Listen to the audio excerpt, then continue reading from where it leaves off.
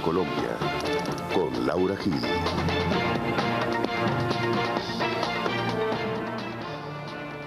Buenas noches, soy Laura Gil y esto es Hashtag Internacional, un programa para debatir temas de Colombia en el mundo y el mundo en Colombia. Y esta noche, a propósito de Gao, vamos a dedicar el programa a un debate sobre los intelectuales y el poder. Nuestro hashtag es numeral intelectuales y poder. Bienvenidos. América Latina no quiere ni tiene por qué ser un alfil sin albedrío, ni tiene nada de quimérico que sus designios de independencia y originalidad se conviertan en una aspiración occidental.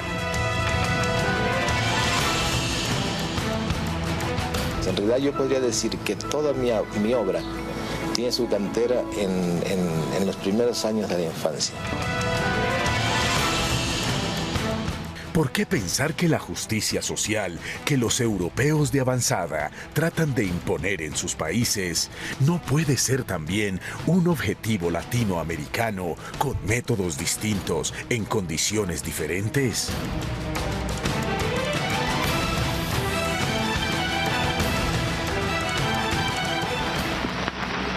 Que es una demostración más, una demostración muy triste, muy dolorosa, de que la América Latina no cree sino en héroes muertos. Bueno, para hablar de Gabriel García Márquez, de los intelectuales y del poder en Latinoamérica, nos encontramos en el set de Canal Capital con Carolina Sanín, escritora, columnista, doctora en literatura, que hoy lanzó su libro Los Niños, ¿verdad, Carolina? Aquí está el libro que acaba de salir. También estamos con Enrique Serrano, también escritor, profesor universitario, que publicó hace muy poquito su última novela, La diosa mortal. Roberto Burgos Cantor, el conocido novelista, el autor de La selva de la memoria, y Asriel Bibliovich, profesor universitario de la Universidad Javeriana, que también en octubre sacó su novela Migas de pan.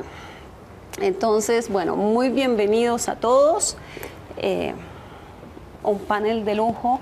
Queremos empezar a discutir el tema de los intelectuales y el poder, pero les propongo que antes de entrar en esa materia, miremos esta primera nota.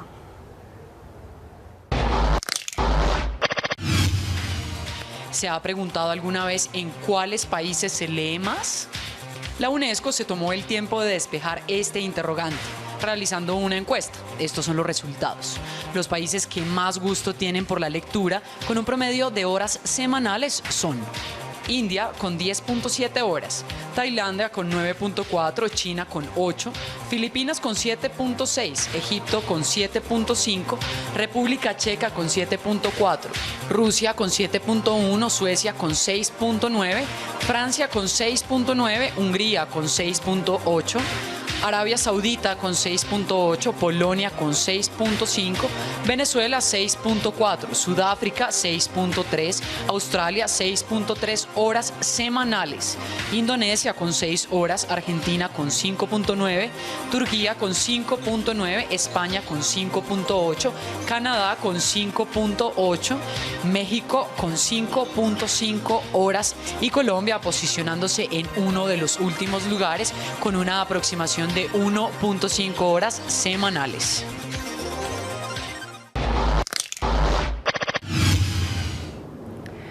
Bueno, yo supongo que aquí, Carolina, digamos, la primera pregunta que uno le viene a la cabeza es ¿por qué un país que no lee mitifica tanto a su Nobel? Pues precisamente porque mitifica al Nobel, no a las obras del escritor Gabriel García Márquez, ¿no? A mí me ha impresionado en estos días oír una y otra vez eso de el Nobel, incluso murió el Nobel. Dijeron tal cosa de nuestro Nobel, a veces se mencionaba incluso sin el nombre. La obra pasa a segundo plano y se faranduliza, por no decir que se fetichiza al autor. No como autor, sino como personaje público, personaje de la farándula. Yo no sé cuántas personas que hablan y lamentan la muerte de García Márquez o que no la lamentan han leído su obra. De hecho, no era tan fácil hasta esta semana conseguir las obras de García Márquez en las librerías colombianas, lo cual pues dice mucho de... Es increíble, ¿no?, que las obras de García Márquez, Asriel, solo se puedan conseguir en la Nacional y en la Panamericana, ¿no? Sí, es muy impresionante, pero estoy totalmente de acuerdo con Carolina. Yo creo que la razón por la cual se mitifica a García Márquez es que nos coloca por primera vez en el mapa mundial. Colombia se sentía, era un país que no tenía grandes escritores, aun cuando históricamente hombres como Jorge Isaacs y José Eustacio Rivera jugaron un papel importante en la literatura latinoamericana, pero nunca habíamos tenido una exposición, nunca habíamos sido un país con una gran figura, una figura internacional, una gran figura latinoamericana. Yo creo que lo que la gente añora es eso, lo que dice Carolina, la figura de García Márquez, no su obra. Su obra a duras penas se conoce. Y creo que además se ha hecho un error enorme en los colegios al colocar una obra como 100 años de soledad para que los alumnos terminen odiándola, porque no es una novela para un niño y no es una novela para hacer una lectura infantil. Así que es absurdo que los colegios coloquen 100 años de soledad. Es una obra que se debe leer en las universidades, que le corresponde, pero eso es... Bueno, le quiero decir que fui víctima de ese error. Compramos en mi familia una versión infantil de 100 años de soledad y la leímos con mi hijo de 9 años hace 2 noches y fue un absoluto fracaso, Enrique, un absoluto fracaso. Pero, digamos, ¿usted cree que, por ejemplo, que el país entiende lo que significan las mariposas amarillas? ¿Por qué estamos votando mariposas amarillas por todos lados? Pues el país necesita símbolos, necesita factores de reconocimiento. En general, en todos los países del mundo, los escritores pertenecen a una especie de secta, de grupo mistérico, profético, pero en el caso de Colombia es mucho más fuerte. Entonces, aunque no sepamos qué son o qué significan las mariposas amarillas, la metáfora parece ser muy atractiva y esas metáforas reemplazan a la obra, lo cual es peligroso. Reemplazan a la lectura. En general en Colombia, que es un país muy dado a lo oral y a la conversación, o por lo menos lo solía ser. Sin embargo, ese recluirse solitario en el ejercicio de la lectura se ve como un compromiso, como algo difícil de aceptar y no como lo que es, un divertimento, un placer, una oportunidad extraordinaria. Pero a pesar de un acuerdo sobre lo que hemos comentado, creo que también hay elementos que tienen que ver con la sociedad que vivimos. Ante la ausencia de una construcción colectiva, somos dados a la glorificación del esfuerzo individual, el ciclista, el campeón, el boxeador, el escritor que gana premios y obviamente esa relación del escritor con una sociedad que le ofrece esa posibilidad termina por banalizarlo, por dañarlo, incluso por evitar que se lea.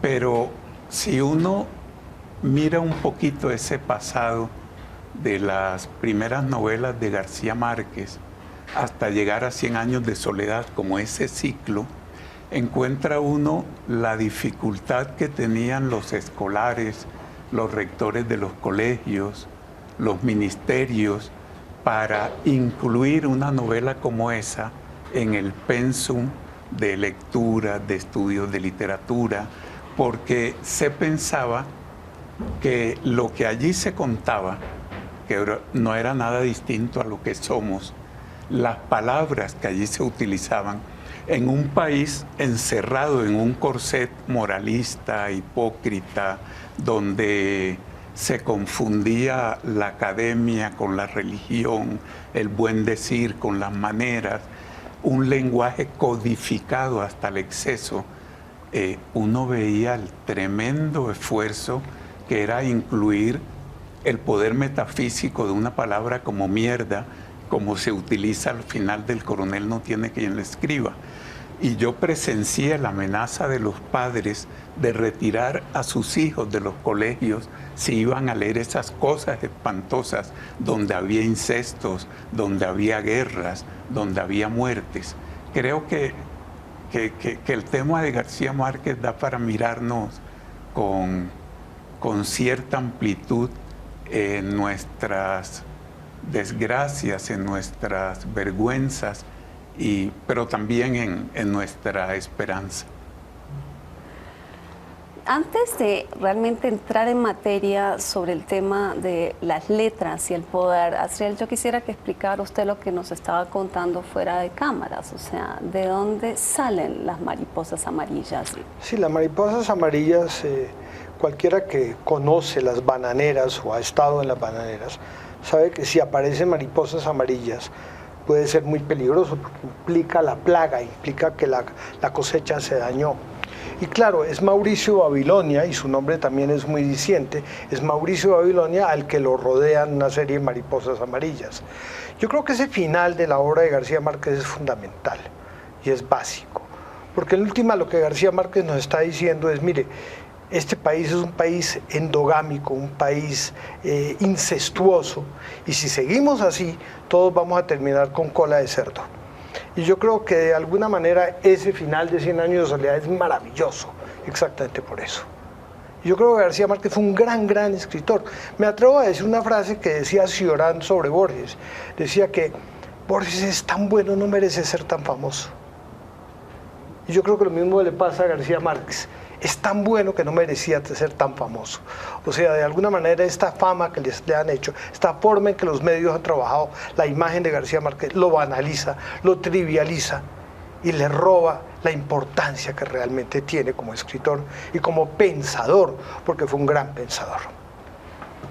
Roberto ahora estaba hablando de cómo, digamos, García Márquez lo confrontaba a uno con la realidad, con su propia realidad, que lo desafiaba, y en ese sentido da un poco de vigencia a esa afirmación de que, bueno, todo arte tiene algo de subversión. Entonces mi pregunta es, si todo arte es por naturaleza subversivo en la medida en que muestra una realidad, ¿es necesario, digamos, cruzar esa línea a la política como lo hicieron tantos escritores latinoamericanos en las últimas décadas? Les propongo que guardemos esta pregunta, miremos la figura política de Gabriel García Márquez y lo discutimos aquí. No, yo no es que quiero estar siempre cerca del poder. Es el poder el que siempre quiere estar cerca de mí. No es que los presidentes me busquen, no, lo que quiero decir es que esa materia literaria, esa materia vital que es el poder, siempre me sale al encuentro. Y si tú te pones a pensar, yo no he escrito una línea que no sea sobre el poder. Y sobre todo sobre el más poderoso, importante, grande y eterno de todos los poderes, que es el amor. Gabriel García Márquez también tenía su lado político. Fue un artífice de la paz en Colombia y amigo de poderosos. Su contacto con la política empezó desde que cursó la carrera de Derecho en la Universidad Nacional de Bogotá, donde conoció al sacerdote Camilo Torres, fundador del grupo guerrillero Ejército de Liberación Nacional, ELN. Luego, en 1959, y tras el triunfo de la revolución, viajó a Cuba y fue nombrado director de la agencia de noticias Prensa Latina. Allí se inició su estrecha amistad con Fidel Castro. La nuestra es una amistad intelectual. Puede que no sea ampliamente conocido que Fidel es un hombre culto. Cuando estamos juntos, hablamos mucho sobre la literatura. En 1961 fue trasladado a la oficina de la agencia en Nueva York, pero allí tuvo problemas con exiliados cubanos. Entonces empezó un periplo que lo llevó a Ciudad de México, donde hizo amistad con el escritor mexicano Carlos Fuentes. En 1967 viajó a Barcelona, donde se vivía un núcleo fuerte de oposición intelectual al régimen franquista. Allí conoció al escritor peruano Mario Vargas Llosa. En 1976, García Márquez y Mario Vargas Llosa acabaron su relación amistosa por motivos personales y políticos. En 1970, el ministro de Exteriores, Alfonso López Miquelsen, le ofreció a García Márquez el consulado colombiano en Barcelona, pero él rechazó públicamente el ofrecimiento. García Márquez donó el dinero del premio Rómulo Gallegos de la novela al movimiento político venezolano MAS, Movimiento al Socialismo, y al Comité de Solidaridad con los Presos Políticos.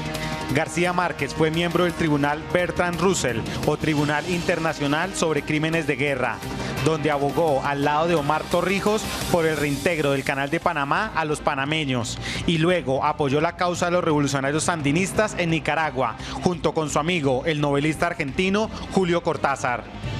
También García Márquez se lanzó junto a Enrique Santos y Orlando Fals Borda en la aventura de publicar la revista Alternativa, revista de corte socialista, que soportó las presiones de los sectores políticos tradicionales hasta su cierre en 1980. En el 81, tras lo que parecía ser una persecución de las fuerzas militares del gobierno de Julio César Turbay, García Márquez pidió asilo político en la Embajada de México en Bogotá. Lo amenazaban y acusaban de pertenecer al movimiento M-19. Meses más tarde recibió de manos del recién electo presidente de Francia, François Mitterrand, la medalla de la Legión de Honor. En 1982, García Márquez ganó el Premio Nobel de Literatura. Lo recibió vestido de liquiliqui, a la usanza del Caribe continental. Allí leyó el discurso La soledad de América Latina, una ponencia de marcados acentos ideológicos. América Latina no quiere ni tiene por qué ser un alfil sin albedrío, ni tiene nada de quimérico que sus designios de independencia y originalidad se conviertan en una aspiración occidental. ¿Por qué pensar que la justicia social que los europeos de avanzada tratan de imponer en sus países no puede ser también un objetivo latinoamericano con métodos distintos en condiciones diferentes? En la década de los 80, García Márquez respaldó los acercamientos del M-19 y el gobierno de Virgilio Barco para que esta guerrilla abandonara las armas. Además, fue emisario secreto entre Fidel Castro y Bill Clinton en 1997, tras participar 3 años antes en una negociación migratoria entre Cuba y Estados Unidos. El Nobel le llevó a Bill Clinton un mensaje en que Castro le proponía colaborar contra el terrorismo. Cuba había descubierto un siniestro plan terrorista que fraguaban anticastristas en Miami y solicitó a su amigo García Márquez que fuera emisario ante Clinton para denunciarlo. El presidente Bill Clinton ha sido un admirador de la obra literaria de García Márquez. En 1998, el Papa Juan Pablo II realiza la histórica visita a Cuba. García Márquez acompañaba a Fidel en buena parte de esos eventos oficiales. Nuestra amistad fue fruto de una relación cultivada durante muchos años, en el que el número de conversaciones, siempre para mí amenas, sumaron centenares. Hablar con García Márquez se convertía en una receta contra las fuertes tensiones en que de forma inconsciente, pero constante, vivía un dirigente revolucionario cubano. García Márquez también colaboró en la búsqueda de la paz en Colombia, con los acercamientos con el ELN y las FARC. Por ejemplo, en 1991 estuvo presente en los diálogos entre el gobierno de Andrés Pastrana y la guerrilla de las FARC en San Vicente del Caguán. Fueron innumerables los acercamientos que el Nobel García Márquez incentivó por la paz de Colombia, tanto que medió para que Cuba sea hoy uno de los países garantes en el actual proceso. Gabriel García Márquez fue un personaje fundamental en abrir puertas, promover espacios de diálogo y sobre todo buscar acercamientos para la paz. Carolina, político, escritor político, intelectual, ¿qué era García Márquez? Oyendo esto pensaba yo en que hay varias facetas y sobre todo en que es importante distinguirlas. Entonces, por un lado está el activista político, que hace un ejercicio de amor en su actividad política en defensa de básicamente los derechos humanos, bajo la forma que sea. Por otro lado, hay un diplomático, ¿no? Fue un diplomático que, debido a su relevancia y carisma y también a su credibilidad, podía y pudo mediar entre países, mover cuerdas del proceso de paz, etc. Lo que está aparte de esas dos cosas y que suele ser para mí un poco desconcertante y hasta triste es el anecdotario de quién era más amigo o menos amigo. Su pelea con Vargas Llosa, su amistad con Carlos Fuentes o con uno u otro escritor colombiano. Y esa parte que no tiene tanto que ver ni con lo diplomático ni con lo activista, me parece que sale sobrando. Y sale sobrando especialmente porque García Márquez es un escritor de la épica. Es un escritor que escribió la épica del Nuevo Mundo. Nosotros no teníamos una tradición épica porque no existíamos. Existía en este mundo otro mundo que acabó, pero el Nuevo Mundo que empieza que empieza simultáneamente con la modernidad, que es cuando lo que somos como América comienza, no tiene una épica de fundación, no tiene una historia que dé cuenta de cómo comenzamos. Y eso fue lo que hizo García Márquez, es decir, lo que hizo Virgilio para Roma y para Italia, o lo que hizo Homero para el mundo helénico, es lo mismo que hace García Márquez, no para Colombia, para todo un nuevo mundo. Y en ese sentido es menos importante el anecdotario de García Márquez que el de cualquier otro escritor, porque es alguien de la talla de Homero realmente. Y de Homero o de los otros escritores de las grandes épicas de la humanidad, de los muchos generaciones de escritores que escribieron, qué sé yo, el Gilgamesh, o que escribieron cualquier épica, no sabemos nada. Y con esto soy un poco radical, pero la persona de García Márquez no solo no es importante porque no son importantes las personas de los escritores, sino la de él menos que muchas otras. Por eso, por haber sido el autor de una épica que no hizo él a pulso, sino que hicieron 4 siglos de historia americana a través de él. Esa es la grandeza incomparable de García Márquez, y por eso es que son más irritantes las anécdotas cuando uno las oye sobre él que sobre cualquier otro autor para mí. Pero entonces la pregunta sería para cualquiera de ustedes, si realmente lo que le deja al Nuevo Mundo es la épica, o sea, es su historia épica y es el iniciador de eso, ¿por qué él se siente obligado a dar un paso a la política? Porque finalmente no había nada más político que escribir la historia del Nuevo Mundo. Entonces, ¿por qué él se siente obligado? Y les preguntaría a ustedes, como escritores, ¿ustedes se sienten obligados a dar ese paso? Bueno, lo que pasa es que hay una tradición de la ciudad letrada, de los letrados al lado del poder. Eso ha sido una tradición histórica en América Latina, en la cual básicamente el rey poeta, o sea, la idea de que el presidente tenía que ser un buen gramático, la idea de que el presidente tenía que estar al lado de las letras y que de alguna manera el poder estaba al lado de las letras. García Márquez lo dijo con gran claridad, su gran tema era el poder, le encantaba el poder, moría por el poder, pero el problema no era ese, el problema es que, por ejemplo, escribe la mejor novela sobre dictadores que tenemos en América Latina. O una de las grandes, no digamos la mejor, porque también hay que recordar a Roa Bastos, hay que recordar al propio Vargas Llosa, y bueno, ahí es una tradición muy grande hablar del poder, escribir sobre el poder. Pero una cosa muy diferente es esa de escribir sobre el poder, que es el papel que le corresponde al escritor, trabajar el poder desde la literatura, y otra es participar en el juego del poder. Yo creo que ahí es donde García Márquez se equivoca, o donde podemos criticarlo, donde puede entrar, donde se puede discutir su papel. Creo que estuvo muy cerca al poder, creo que lo buscaron debido a la fama que tuvo, a su gran capacidad literaria, lo buscaron los diferentes presidentes de Colombia, lo buscaron los diferentes políticos, lo buscó la prensa, lo buscó absolutamente todos los relacionados con el poder, y a él le gustaba, y por eso yo creo que caía en esa tentación. Pero su gran obra es la obra sobre el poder, pero en la literatura. Y creo que el papel del escritor, más que del intelectual como tal, es el trabajo del poder en la obra literaria, no en el participar del poder. Pues yo no sé, yo no estoy tan de acuerdo. Yo creo que un escritor puede optar por también hacer una praxis de lo que ha conocido en su investigación intelectual.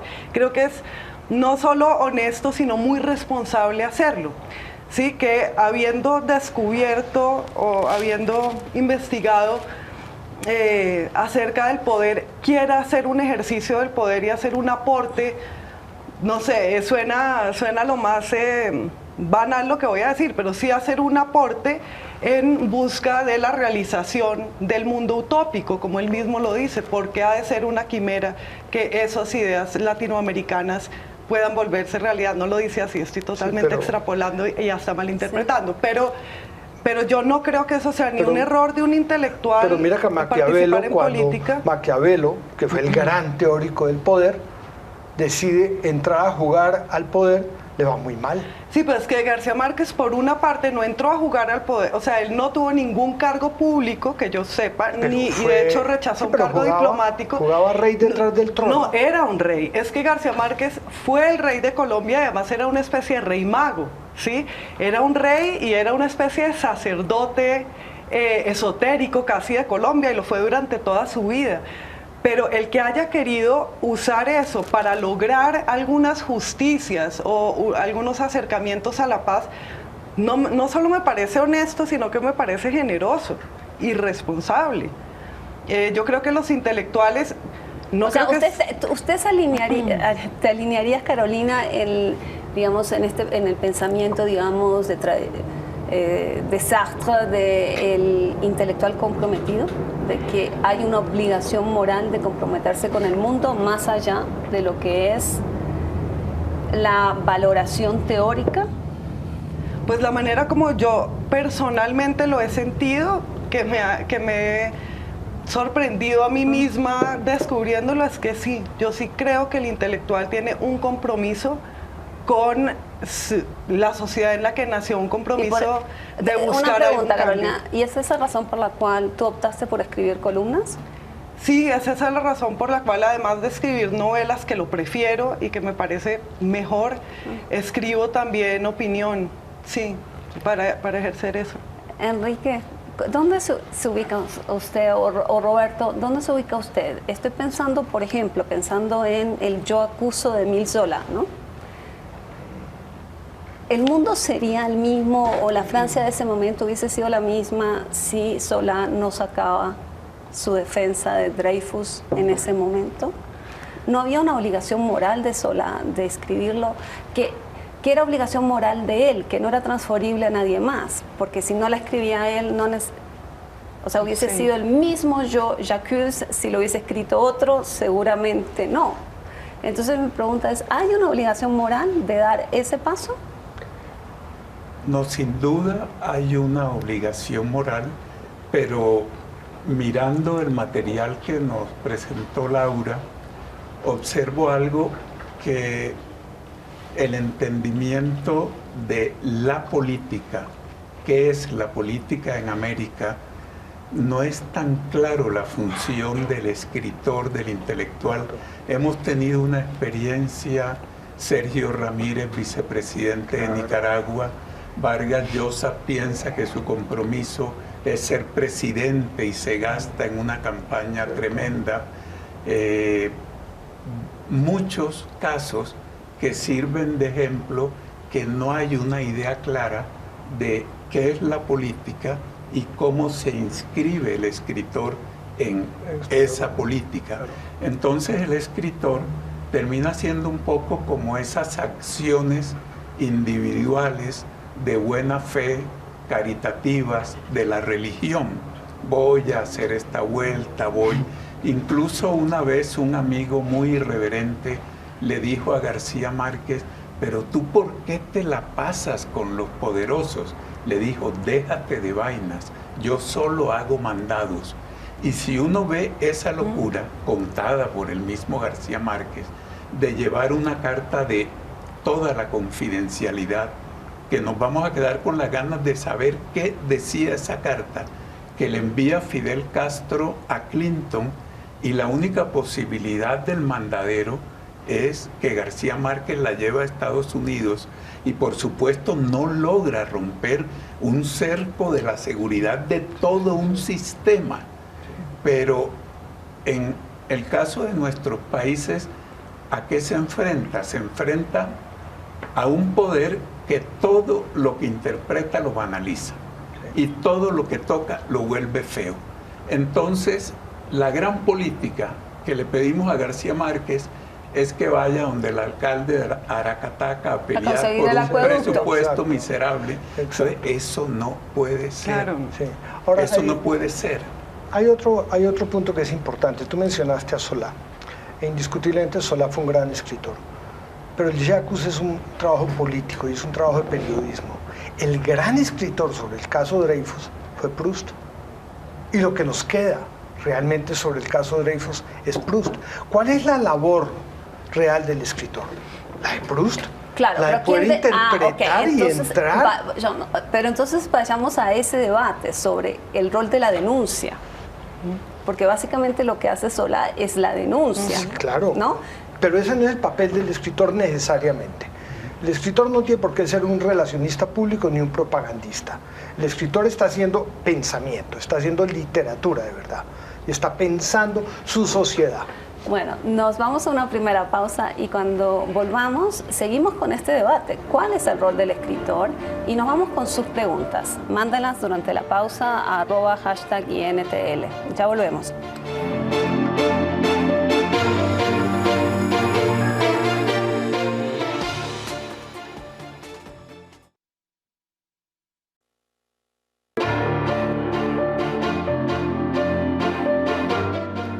Seguimos en #internacional hablando de numeral, intelectuales y poder y volvemos a las preguntas, o sea, a los interrogantes que planteaban las intervenciones de Roberto y de Asriel. Asriel decía, bueno, el poder realmente cambiar la realidad no es la función del autor. Si te entendí bien. Si la obra lo hace, es un efecto secundario, pero eso no es, digamos, la función del autor. Y Roberto, en su intervención anterior yo noté que usted cambiaba las palabras escritor intelectual las intercambiaba. La pregunta es, ¿son lo mismo o no son lo mismo? ¿Y cómo afectan esta relación con la realidad? ¿El escritor es lo mismo que un intelectual? Y esa es una pregunta que aparte estoy replicando de varios televidentes, entre ellos Gloria Ortega. Es deseable que sean lo mismo, pero hay un renacimiento de una idea arcaica que me ha sorprendido escucharle a muchos escritores jóvenes en América que dicen, volvimos al hecho de contar, a la delicia de contar, esa experiencia de llegar los guerreros y contar una historia junto al fuego, y se empecinan en esa línea divisoria. Yo creo que es necesario la integración, porque al fin y al cabo, en la construcción que estamos haciendo, en eso que el escritor deja, que es la vida, lo que está haciendo posible es que la libertad sí va a existir. Cuando la comisión para el Tribunal Russell llama a Cortázar, llama a Carpentier, llama a García Márquez, está buscando como un sujeto social que tenga eso, que tenga la independencia, que no tenga el dogma del partido, que no tenga el dogma de la fe religiosa, que en Latinoamérica se volvió un hecho público. Ya no es la religión como ese encuentro privado de alguien con sus creencias, sino que se ejerce. Y estamos en un momento tan primario donde las conquistas de Occidente, la separación de la Iglesia y el Estado, la educación pública laica, eso todavía lo estamos peleando. Entonces allí la noción de libertad del escritor es fundamental. Y descubro que yo tenía un error. Yo pensaba que se buscaba al escritor, eso que dijo García Márquez, no, me buscan a mí.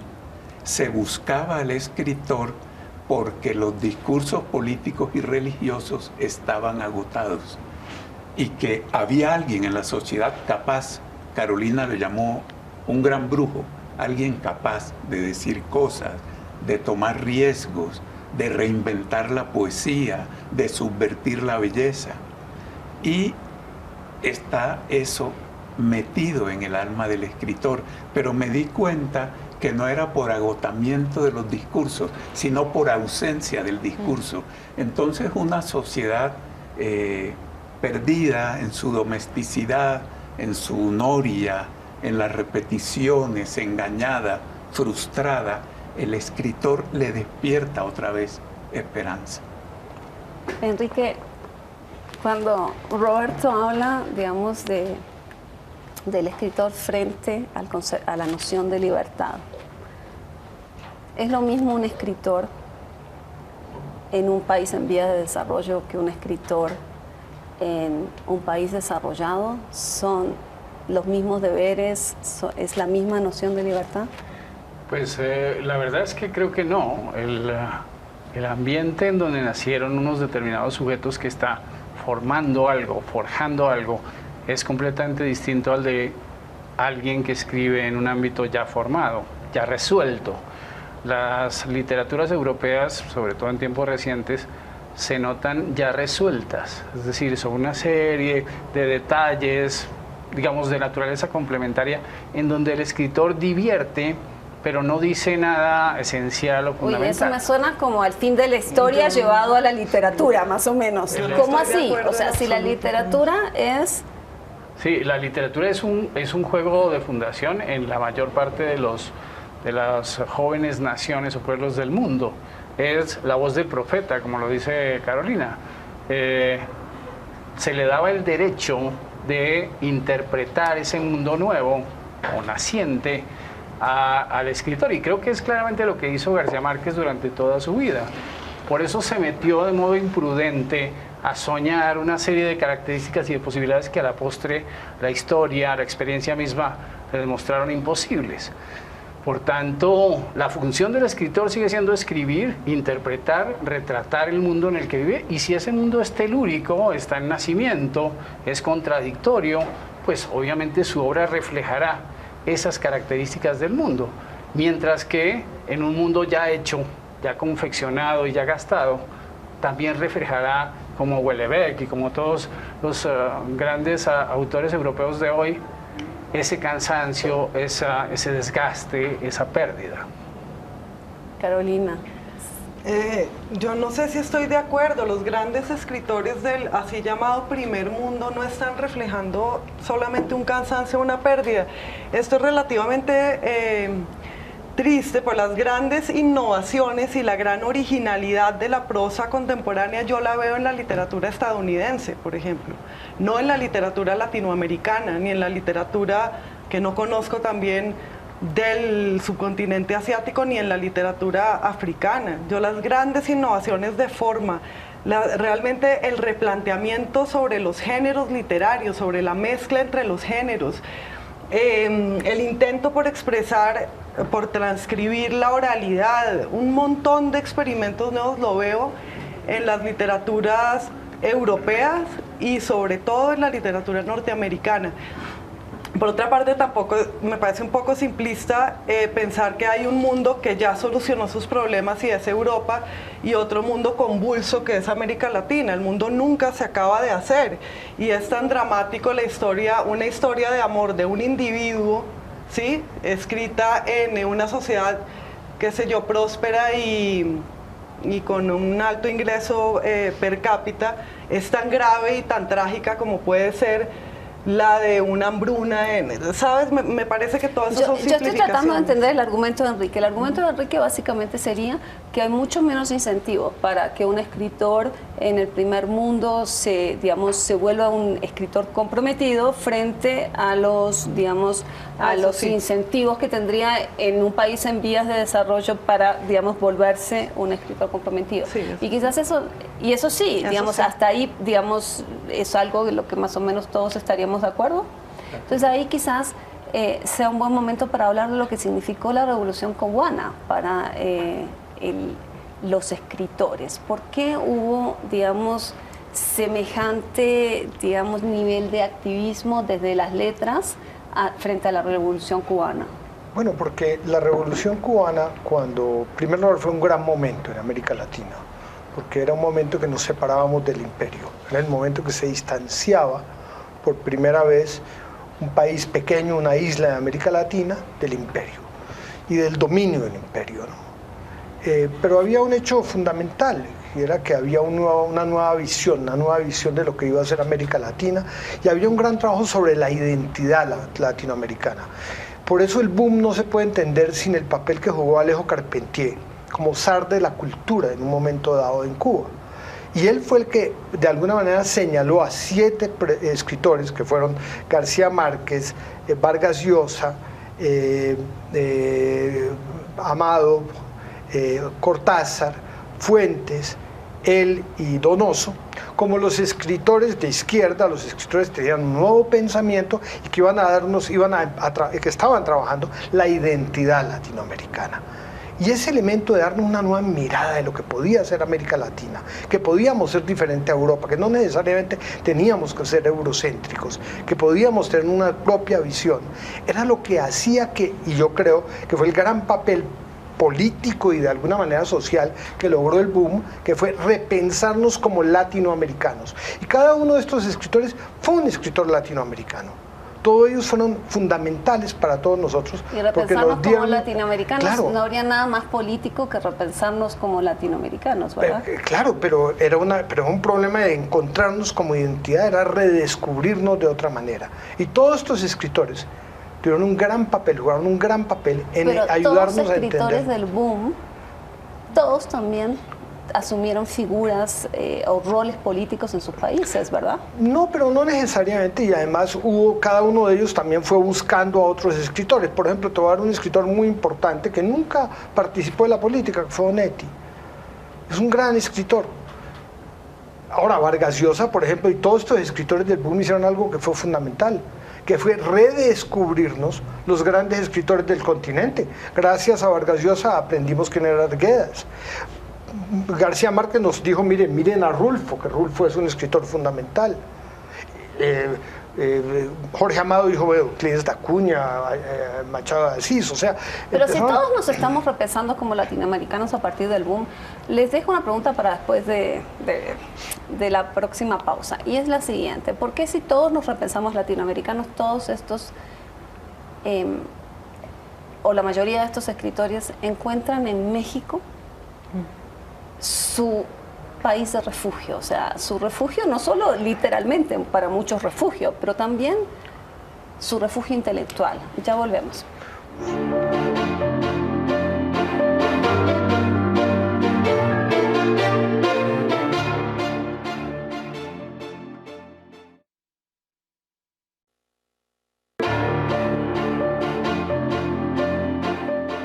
Bueno, seguimos en Hashtag Internacional hablando de numeral, intelectuales y poder, y nos quedamos sobre el papel importante de México, Enrique. Pues yo creo que México se eligió a sí misma desde comienzos del siglo XX como una nación receptáculo de la latinoamericanidad. Una serie de factores de muy diversa naturaleza y muy discutibles explican eso, pero es un país, digamos, tan ordenado en su horizonte de pensamiento que adoptó a los intelectuales de muchos otros países para tener una voz contundente cuya naturaleza hiciera también una imagen para México mismo. Eso explica que haya reunido a personas tan paradójicas como Fernando Vallejo, Álvaro Mutis, García Márquez, con otros muchos intelectuales, incluso intelectuales mexicanos que estaban en contra del mismo proyecto de poder mexicano, asimilándolos, cooptándolos en muchos sentidos. Y esa circunstancia explica que ese país sea todavía tan generoso y tan contradictorio. Bueno, el Colegio de México también fue un ejemplo de eso, ¿no? Después de todo el franquismo y todo eso, y llegan y aceptan a todos estos pensadores de izquierda, pensadores liberales.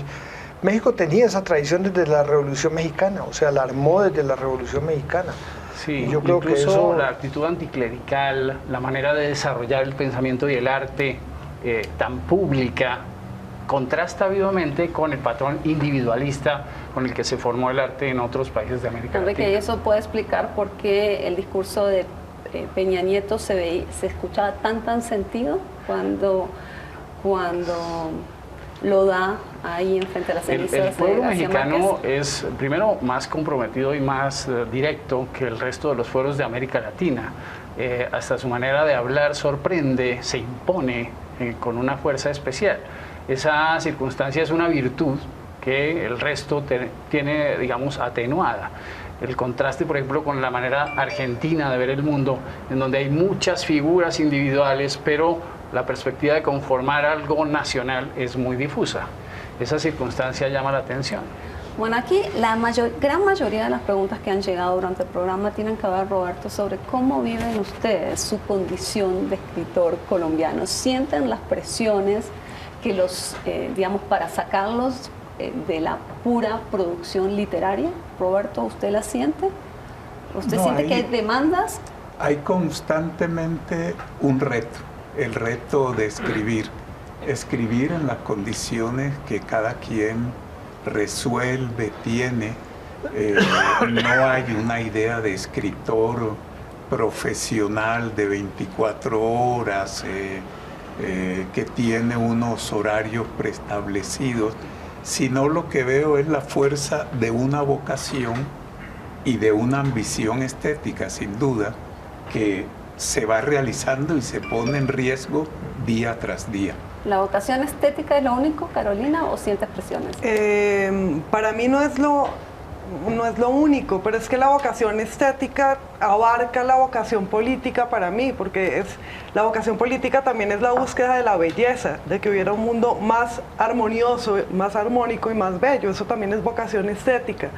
Entonces, para mí forman parte, los dos están juntos, pero además pienso que nos leen tan poco a los escritores colombianos en Colombia.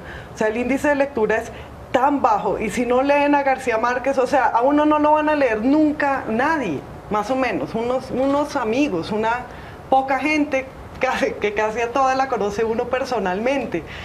Entonces, si uno quiere tener alguna incidencia, o si cree que su conocimiento del lenguaje debe tener alguna incidencia social, como escritor colombiano, desafortunadamente creo que le toca recurrir a veces a otros medios, ya sea ser docente o político. Enrique, Asriel, ya nos tenemos que ir, pero rápidamente, ¿qué ustedes sienten las demandas de sus lectores para que hagan otra cosa más que su dedicación?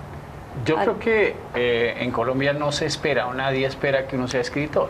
Resultan los escritores y han ido brotando. O sea, son todos escritores tiempo medio o por los lados, Claro, nadie espera que sea... Es difícil vivir de la escritura. Eso tiene que ver con el mundo editorial, la baja lectura, el hecho de que realmente nadie aspira. Si tú terminas y agotas una edición de 1.500 ejemplares, que es más o menos lo que están publicando hoy en día en Colombia, ¿qué te quedan? ¿4 o 5 millones de pesos de regalías? Con eso no puedes vivir. Bueno, se nos acabó el tiempo, nosotros nos vamos, nos reencontramos en #internacional el próximo jueves. Los invitamos a seguir viendo la franja de análisis de Canal Capital todas las noches a las 9 y seguimos haciendo TV más humana para ustedes. Muy buenas noches.